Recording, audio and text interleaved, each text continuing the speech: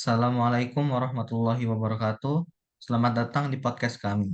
Kami di sini akan membahas tema yang sangat relevan dan sering menjadi perbincangan di tengah masyarakat, yaitu perspektif Islam tentang feminisme dan disorientasi seksual. Isu feminisme dan disorientasi seksual bukanlah hal yang asing lagi di satu sisi, feminisme mengusung kesetaraan gender dan perjuangan hak-hak perempuan. Namun bagaimana Islam memandang gerakan ini? Apakah ada persinggungan atau justru kontradiksi? Di sisi lain, disorientasi di seksual seperti LGBT juga menjadi salah satu fenomena sosial yang semakin mendapat perhatian di era modern. Bagaimana umat muslim menyikapi isu ini? Apa solusi Islami yang bisa ditawarkan untuk menghadapi tantangan ini?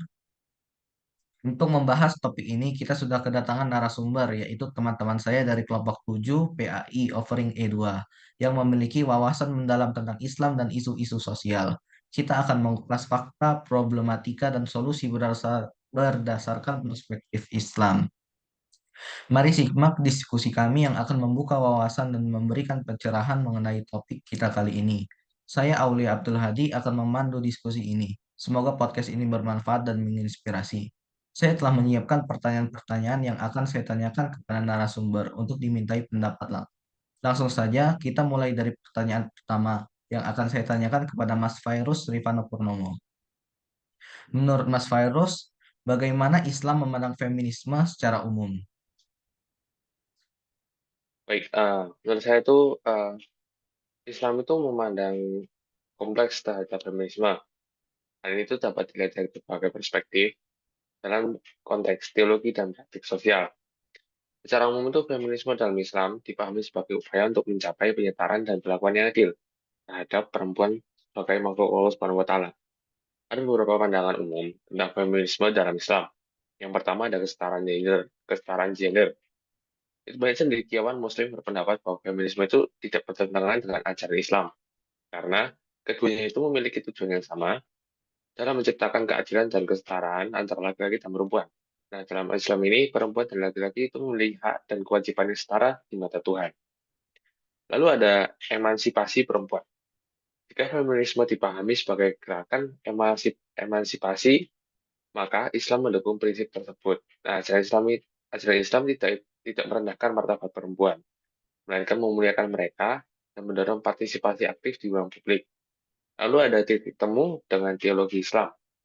Beberapa ulama menekankan bahwa prinsip-prinsip feminisme sejalan dengan teologi Islam yang menekankan keadilan dan kesetaraan. Misalnya, ajaran Islam mengakui hak-hak perempuan dan memberikan penghargaan yang setara dengan laki-laki. Ada beberapa kontroversi dan tantangannya sih. Meskipun ada kesamaan dengan dalam tujuan, terdapat juga aspek-aspek di mana feminisme itu dapat menjadi masalah bagi teologi Islam. Itu ada supremasi gender. Nah, feminisme yang berupaya untuk menegakkan supremasi perempuan atas laki-laki dianggap tidak sejalan dengan ajaran Islam. Dalam pandangan ini, interaksi antara laki-laki dan perempuan harus tetap adil dan manusiawi, tanpa satu pihak mendominasi yang lain. Terus ada interpretasi berbeda. Ada perbedaan interpretasi mengenai feminisme di kalangan umat Islam. Beberapa menganggap bahwa beberapa aspek feminisme modern dapat mengarah pada pembebasan yang tidak teratur, yang bisa bertentangan dengan nilai-nilai Islam. Lalu ada kodrat perempuan. Dalam konteks tertentu, ada argumen bahwa beberapa tuntutan feminisme itu dapat bertentangan dengan kodrat biologis dan psikologis perempuan seperti peran mereka sebagai ibu atau istri. Nah, secara keseluruhan itu pandangan Islam terhadap feminisme itu bergantung pada interpretasi ajaran agama dan konteks sosial budaya masing-masing komunitas. Feminisme itu dipandang sebagai gerakan yang berpotensi untuk memperjuangkan hak-hak perempuan dalam kerangka keadilan dan kesetaraan, selama tidak melanggar prinsip-prinsip dasar ajaran Islam.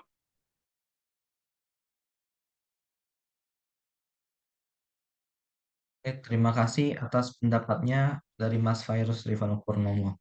Lanjut saja ke pertanyaan kedua yang akan dijawab oleh Mas Hisham Hibatullah, yaitu pertanyaannya, apa pendapat Mas Hisham tentang meningkatnya perhatian terhadap isu disorientasi seksual di masyarakat modern?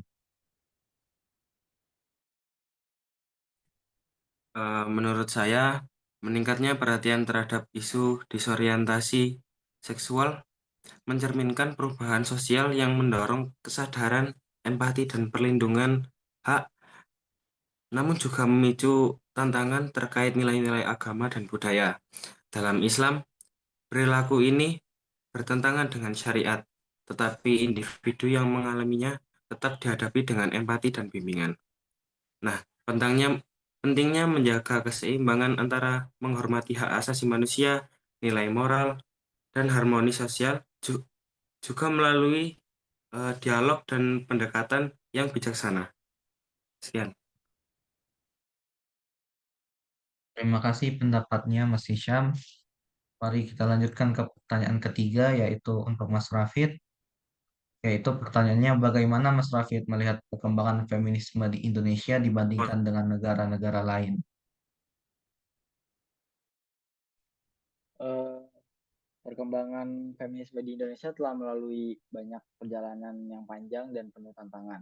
Meskipun masih banyak hambatan baik dari segi sosial, ekonomi, dan budaya, feminisme di Indonesia semakin diterima dan mendapat perhatian lebih baik dalam beberapa tahun terakhir kan. Terus peran perempuan dalam berbagai sektor kehidupan semakin diakui, meskipun banyak pekerjaan yang harus dilakukan untuk mencapai kesetaraan gender yang sejati, aktivis feminisme sekarang ini lebih dinamis dan lebih terhubung dengan gerakan global. Sementara isu-isu yang dihadapi perempuan di Indonesia semakin beragam dan kompleks. Lalu perbedaannya antara negara kita dengan negara lain tuh lebih cepat dia perkembangan feminismenya, karena kan kalau kita tarik garis dahulu di Indonesia kan dulu kan ada gerakan memperjuangkan hak perempuan yang dilakukan oleh Raden Ajeng Kartini kan. Nah, cuma pada saat itu yang diperjuangkan tuh hanya dari segi pendidikannya aja pada zaman era Kartini itu kan. Nah, kalau di luar negeri itu dari dulu tuh udah diperjuanginnya dari hak pekerjaannya dan hak reproduksi perempuannya. Ya, sekian sih dari saya. Terima kasih Mas Rafid atas pendapatnya. Baiklah, kita akan lanjut ke pertanyaan yang keempat untuk Mas Yoshen.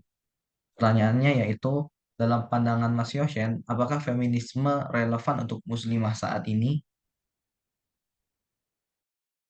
Dalam pandangan saya, feminisme pada saat ini tetap relevan untuk muslimah, tetapi harus dilihat dalam konteks yang sesuai dengan ajaran Islam. Feminisme dalam arti memperjuangkan kesetaraan, hak, dan kesempatan antara perempuan dan laki-laki harus sejalan dengan nilai-nilai Islam yang menekankan keadilan. Namun, feminisme modern yang berkembang di luar nilai-nilai agama seperti pandangan tentang kebebasan seksual atau peran gender yang terlalu fleksibel mungkin bertentangan dengan prinsip-prinsip Islam. Untuk muslimah, feminisme yang relevan adalah feminisme yang mengedepankan kesetaraan dalam kerangka nilai-nilai Islam yang mulia, seperti menghormati martabat perempuan dan melindungi hak-hak mereka dalam berbagai aspek kehidupan. Pada intinya, feminisme tetap relevan, tetapi harus dilihat dalam konteks yang sesuai dengan ajaran Islam. Baiklah, terima kasih atas pendapatnya Mas Yoshen. Baik, kita akan lanjut ke pertanyaan yang kelima untuk Mas Fairuz. Menurut Mas Fairuz, bagaimana Anda menilai pengaruh media dalam membentuk pandangan masyarakat tentang disorientasi seksual? Uh, Menurut saya itu media itu memiliki peran penting sih dalam membentuk pandangan masyarakat tentang disorientasi seksual ini. Nah, melalui cara penyajian, contohnya itu melalui cara penyajian informasi, framing isu, serta representasi dalam berbagai platform.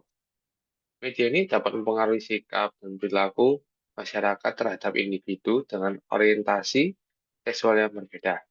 Nah, oleh karena itu, penting bagi konsumen media untuk kritis dalam menyaring informasi dan memahami dampak dari representasi media terhadap pandangan sosial.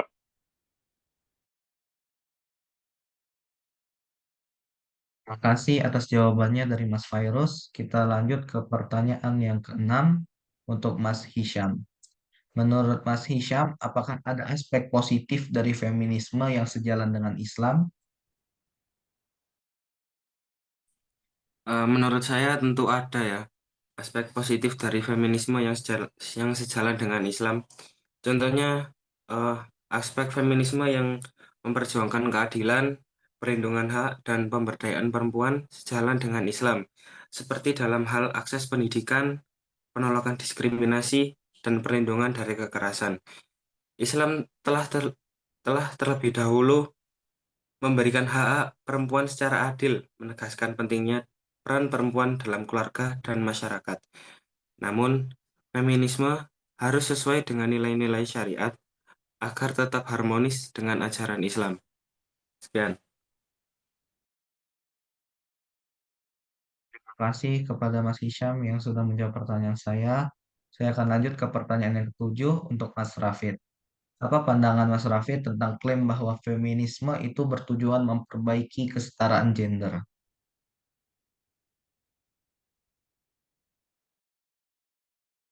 Hmm, bisa diulang apa pertanyaannya, Maaf?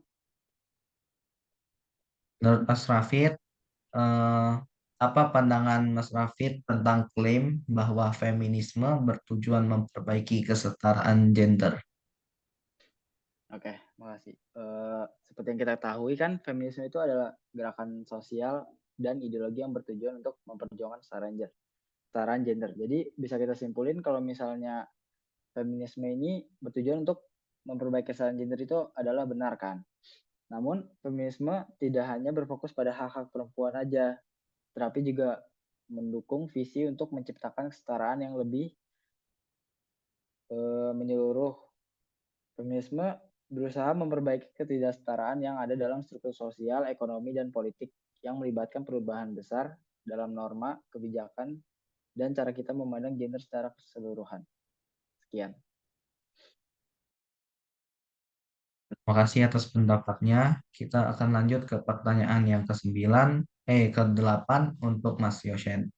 Bagaimana pendapat Mas Yosen tentang konflik nilai antara feminisme modern dan ajaran Islam?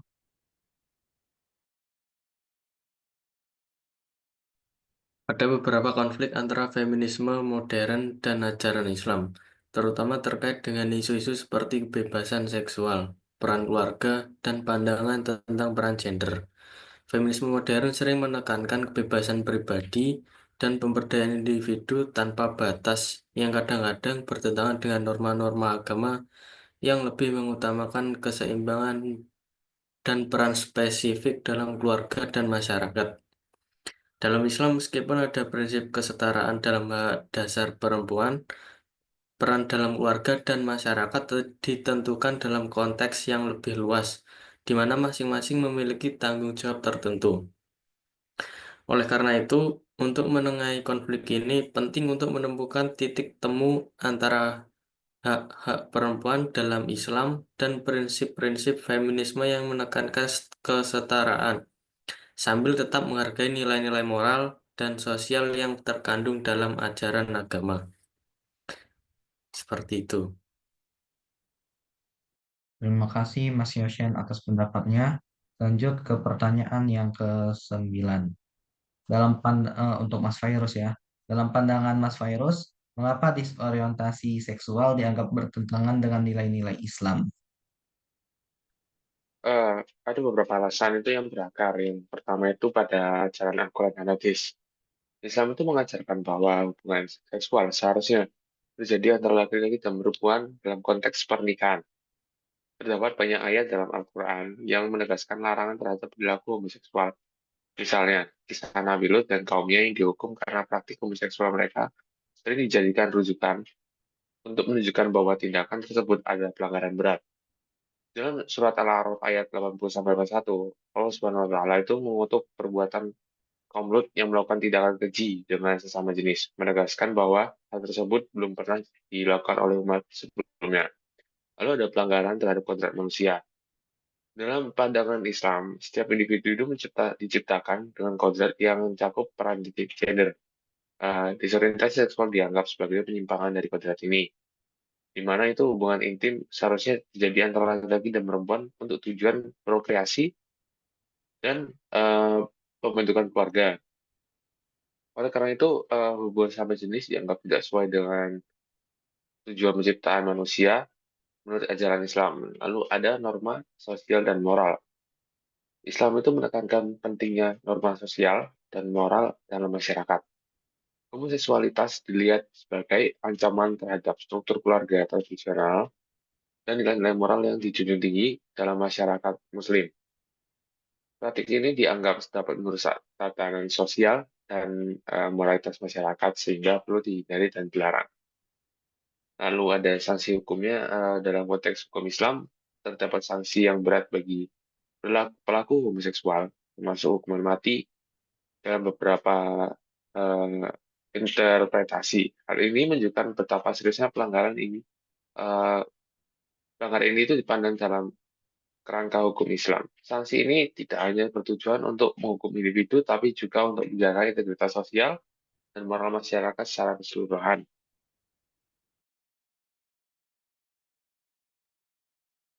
Terima kasih Mas Virus atas pendapatnya. Mari kita lanjut ke pertanyaan yang ke-10 untuk Mas Hisham Hibatullah. Apa pendapat Mas Hisham tentang gerakan feminisme yang dianggap merusak harmoni dalam keluarga Muslim? Em, Menurut saya, gerakan feminisme yang dianggap merusak harmoni eh, keluarga Muslim itu ada banyak ya.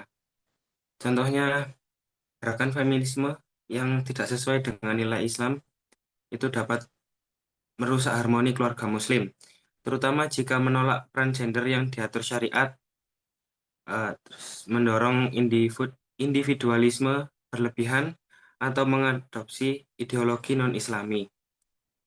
Lalu Islam menekankan keseimbangan antara hak dan tanggung jawab, serta mendukung keadilan dan pemberdayaan perempuan selama sesuai syariat. Feminisme yang selaras dengan ajaran Islam dapat memperkuat keluarga dan masyarakat Muslim. Jadi, eh, feminisme itu tidak boleh terlalu berlebihan, biar nggak merusak eh, keluarga Muslim ya. Jadi itu pendapat saya. Terima kasih Mas Hisham atas pendapatnya. Kita akan lanjut ke pertanyaan yang ke-11 untuk Mas Rafid. Menurut Mas Rafid, apakah umat Muslim cukup tanggap menghadapi isu disorientasi seksual? Eh, Menurut saya, secara keseluruhan umat muslim tuh belum cukup tanggap untuk isu di orientasi seksual, terutama karena pandangan agama yang cukup bisa dibilang kayak pandangan agamanya tuh masih terpaut pada budaya gitu loh. Jadi kayak masih belum jelas dan norma sosial yang mengatur peran gender tradisional. Namun ada pergeseran di kalangan generasi muda dan komunitas yang lebih terbuka. Jadi orang-orang terdahulu itu mereka tuh masih belum paham gitu. Ini masalahnya tuh apa gitu. Jadi yang udah cukup paham tuh ya kalangan Gen Z kayak kita, kalangan Gen Z, kalangan milenial ya. Bisa dibilang udah terbuka lah pikirannya. Kan kalau orang-orang tua tuh masih terpaut pada budaya dan agama. Terus yang mulai lebih memahami hak individu, individu dengan orientasi seksual dan non heteroseksual itu kan bisa dibilang apa yang udah memahami itu kan tadi yang saya bilang kan anak-anak muda kan. Terus meski demikian perubahan besar dalam sikap masyarakat Muslim terhadap isu ini masih memerlukan waktu dan usaha. Jadi nggak bisa dibilang sekarang tuh udah cukup baik atau buruk. Jadi masih butuh proses untuk melihat perkembangannya. Sekian. Terima kasih atas jawabannya untuk dari Mas Rafid. Kita lanjut ke pertanyaan yang ke-12 untuk Mas Yosen. Bagaimana menurut pandangan Mas Yosen tentang hubungan antara feminisme dan perubahan peran gender di masyarakat Muslim? Feminisme dan perubahan peran gender di masyarakat Muslim dapat memiliki hubungan yang kompleks, tergantung pada bagaimana kedua konsep tersebut dipahami dan diterapkan dalam konteks agama dan budaya. Contohnya yaitu seperti feminisme sebagai alat untuk perubahan positif dalam hak perempuan. Feminisme dalam esensinya bertujuan untuk memperjuangkan kesetaraan hak antara perempuan dan laki-laki. Di masyarakat Muslim, di mana peran gender tradisional seringkali dipengaruhi oleh norma budaya dan interpretasi agama. Feminisme dapat memainkan peran yang penting dalam mendorong perubahan positif, seperti membantu menentang ketidakadilan gender dan seperti ketidaksetaraan dalam pendidikan, pekerjaan, partisipasi politik, dan akses terhadap hak dasar lainnya. Sebagai contoh, feminisme bisa mendorong perempuan Muslim untuk mendapatkan kesempatan yang setara dalam pendidikan, pekerjaan, dan pengambilan keputusan dalam berumah tangga dan masyarakat. Sesuai dengan prinsip-prinsip Islam yang menekankan pentingnya kesetaraan dalam hak dan kewajiban. Ini juga sejalan dengan ajaran Islam yang mengakui martabat dan hak perempuan, meskipun interpretasi yang berbeda-beda terhadap ajaran agama dapat mempengaruhi sejauh mana perubahan ini dapat diterima dalam masyarakat.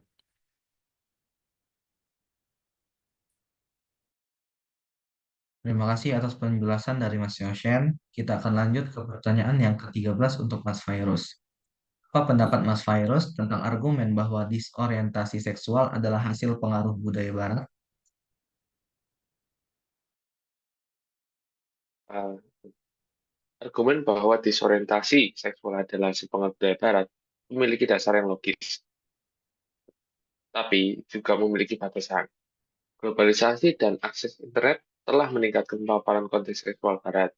Sedangkan gerakan LGBT di Indonesia dipicu oleh transmigrasi, nilai modernitas, namun identitas seksual juga dipengaruhi oleh faktor-faktor internal seperti lingkungan keluarga, pengalaman traumatik, dan kondisi hormonal.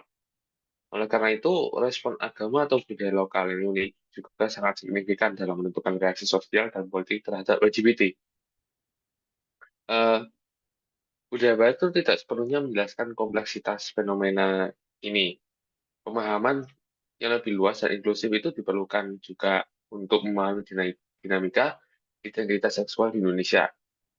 Selain itu, penting untuk menciptakan ruang dialog yang konstruktif antara berbagai perspektif, sehingga masyarakat itu dapat lebih memahami dan menerima keberagaman orientasi seksual tanpa terjebak dalam stereotip atau stigma yang merugikan.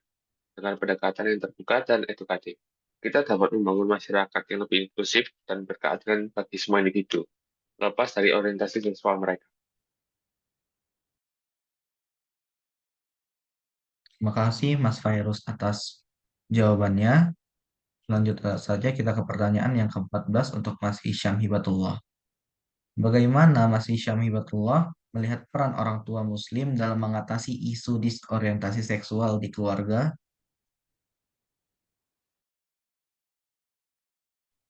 Menurut saya, orang tua Muslim itu sangat-sangat berperan penting dalam mengatasi isu disorientasi seksual. Eh, caranya, caranya itu dengan menanamkan nilai-nilai Islam sejak dini, lalu membangun komunikasi yang terbuka dan empati, terus memberikan pendidikan moral dan seksual Islami. Selanjutnya menjadi teladan dalam beragama. Selanjutnya mengawasi pengaruh lingkungan dan media. Nah, sekarang di zaman-zaman sekarang eh, pengaruh lingkungan dan media ini sangat sangat kuat ya untuk mengubah moral seseorang. Nah, setelah itu menghadapi situasi dengan sabar dan bijaksana.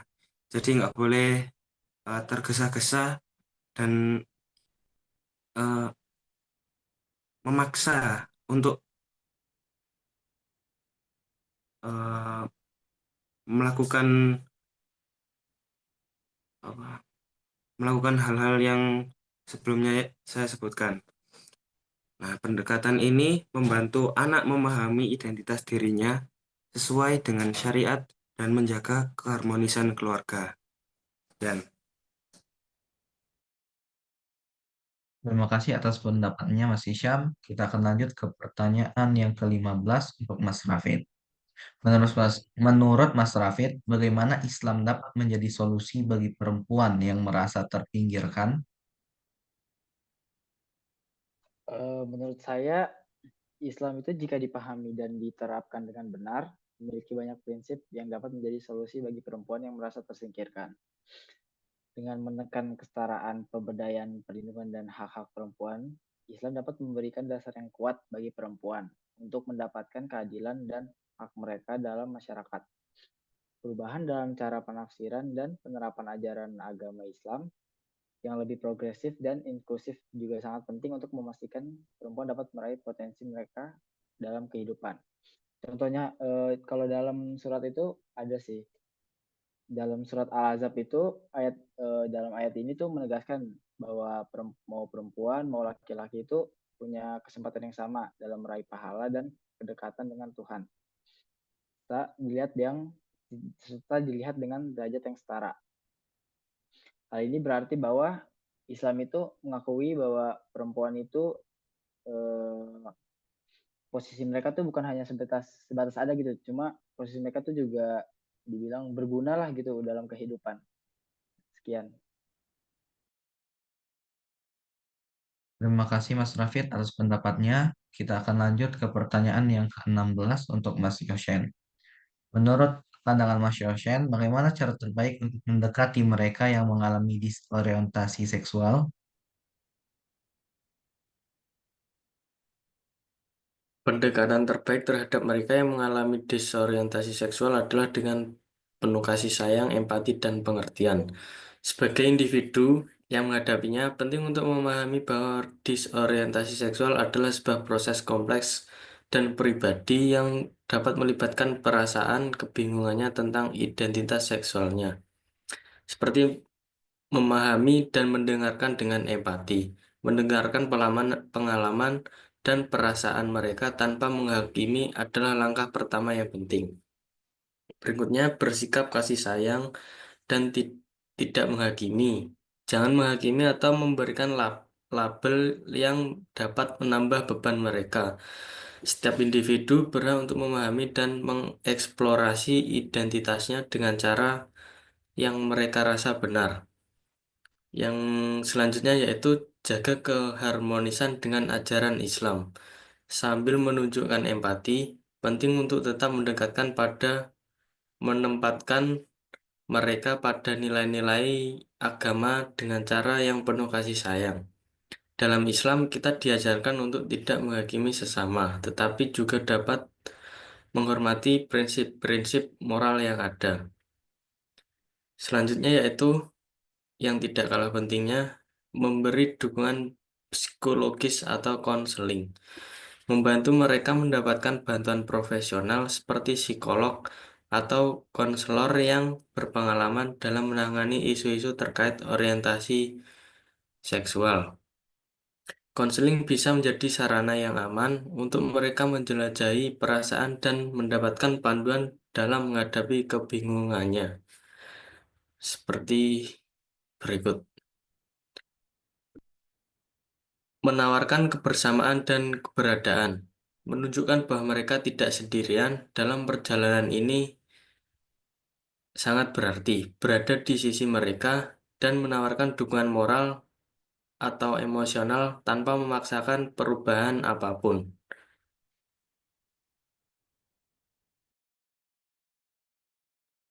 Terima kasih Mas Yoshen atas pendapatnya. Langsung saja kita ke pertanyaan selanjutnya untuk Mas Fairuz. Apa pendapat Mas Fairuz tentang pendidikan agama dalam menghadapi isu feminisme dan disorientasi seksual? Eh, Pendidikan agama itu memiliki peran penting dalam dalam membentuk pemahaman dan sikap masyarakat terhadap isu feminisme dan disorientasi seksual. Dalam konteks ini, pendekatan pendidikan agama yang inklusif dan terbuka dapat membantu menciptakan dialog yang konstruktif dan mengurangi stigma. Ada beberapa pandangan tentang bagaimana pendidikan agama itu dapat berkontribusi dalam menghadapi dua isu ini. Dalam pendidikan agama inklusif itu ada mengajarkan kesetaraan gender, lalu mendukung hak perempuan. Terus ada menghadapi, yang kedua itu ada menghadapi isu disorientasi seksual dengan edukasi. Yang pertama ada pemahaman yang berbasis empati, terus ada dialog terbuka. Yang ketiga ada menghindari pendekatan dogmatis. Yang pertama menghindari stigma, fokus pada nilai-nilai universal. Eh, dengan pendekatan inklusif itu, dengan pendekatan inklusif, empati, dan berbasis dialog, pendidikan agama itu dapat membantu membangun masyarakat yang lebih adil dan menghargai keberagaman. Ini itu tidak hanya akan memperkuat nilai-nilai keagamaan, tapi juga menciptakan lingkungan sosial yang lebih harmonis bagi semua individu, terlepas dari gender atau orientasi seksual mereka. Terima kasih atas tanggapannya dari Mas Virus. Kita akan lanjut ke pertanyaan yang ke-18 untuk Mas Hisham. Bagaimana Mas Hisham melihat potensi komunitas Muslim dalam memberikan solusi atau isu ini?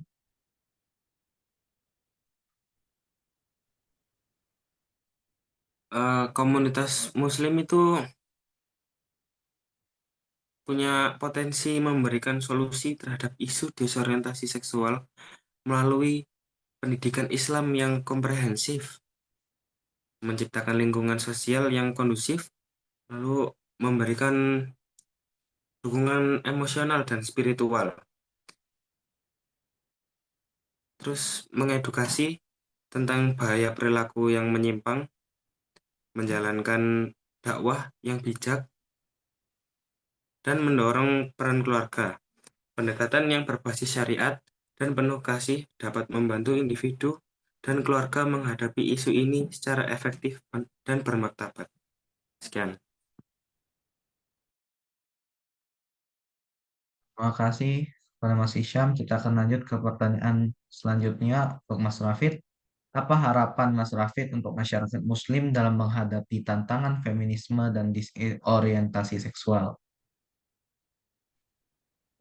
Harapan saya untuk masyarakat Muslim adalah menghadapi tantangan feminisme dan disorientasi seksual adalah agar mereka dapat mengembangkan pemahaman yang lebih inklusif, adil, dan kontekstual terhadap kedua isu tersebut, dengan tetap berpegang teguh pada prinsip-prinsip agama Islam yang menekankan keadilan, kasih sayang, penghormatan terhadap martabat setiap individu. Sekian. Terima kasih atas tanggapan dari Mas Rafid. Marilah kita lanjut ke pertanyaan terakhir sekaligus menutup acara podcast ini, yaitu untuk pertanyaan Mas Yoshen. Menurut Mas Yoshen, bagaimana kita bisa menyampaikan ajaran Islam dengan cara yang relevan dan penuh kasih sayang? Untuk menyampaikan ajaran Islam dengan cara yang relevan dan penuh kasih sayang, kita harus menggunakan pendekatan yang lembut dan penuh empati. Hal ini bisa dilakukan dengan cara memberikan penjelasan yang mudah dimengerti, tanpa menghakimi atau memaksakan pendapat. Islam menekankan pentingnya kebijaksanaan dan kelembutan berdakwah sebagaimana dicontohkan oleh Nabi Muhammad. Dalam konteks zaman sekarang, kita harus mampu menjelaskan ajaran-ajaran Islam dengan cara yang menghubungkan dengan realitas kehidupan modern, serta dengan menjaga hubungan yang baik antar sesama. Melalui dialog yang terbuka, menghargai perbedaan, dan mendengarkan dengan penuh perhatian, kita dapat menyampaikan ajaran Islam secara relevan, penuh kasih sayang, dan efektif bagi setiap individu. Sekian. Terima kasih tanggapannya. Baiklah, tanggapan dari Mas Yoshen tadi sekaligus penutup dari podcast tersebut, podcast ini. Baiklah, kita telah sampai di penghujung diskusi podcast hari ini. Banyak hal yang telah kita bahas bersama, mulai dari bagaimana Islam memandang feminisme dan disorientasi seksual, hingga problematika yang terjadi di masyarakat dan solusi yang ditawarkan berdasarkan nilai-nilai Islami. Dari pembicaraan ini kita belajar bahwa Islam sebenarnya telah memberikan panduan yang seimbang untuk menjaga keharmonisan kehidupan manusia. Tantangan feminisme dan disorientasi seksual harus kita sikapi dengan bijak, penuh kasih sayang, dan tentunya berdasarkan ajaran Al-Quran dan hadis. Saya ucapkan terima kasih kepada teman-teman saya atas wawasan dan pencerahan yang luar biasa, dan terima kasih juga kepada para pendengar yang telah meluangkan waktu untuk mendengar podcast ini. Baiklah, saya Auli Abdul Hadi sebagai moderator pamit undur diri. Sampai jumpa di kesempatan berikutnya. Wassalamualaikum warahmatullahi wabarakatuh. Waalaikumsalam warahmatullahi Waalaikumsalam wabarakatuh. warahmatullahi wabarakatuh.